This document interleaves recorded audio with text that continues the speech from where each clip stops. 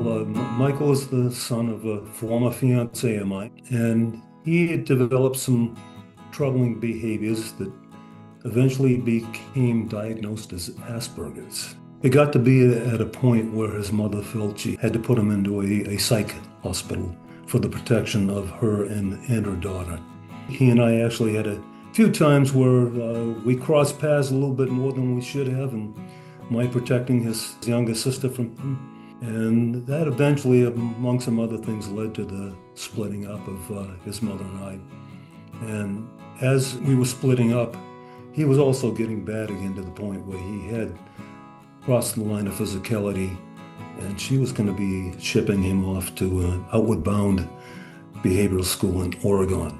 He had like 2 months left of his junior year, first semester in high school. I thought, this kid doesn't deserve to have his school year being broken up that bad, so I offered to let him come with me for the 2.5 months. He did go out to the boarding school in Oregon.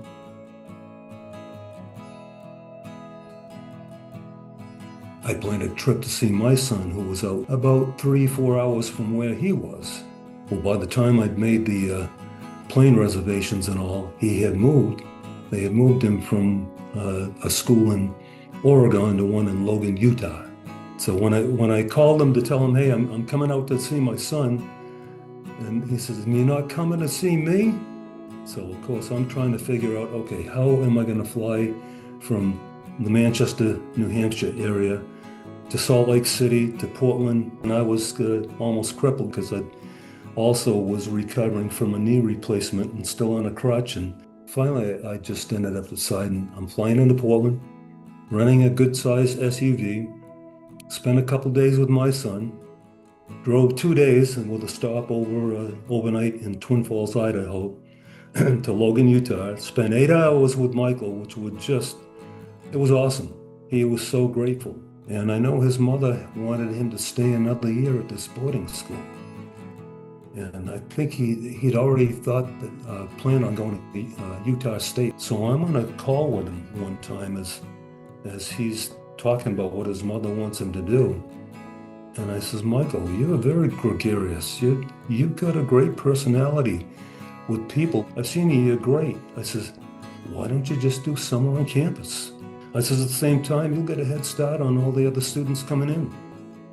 You'll know the campus. You'll be a star, and he was.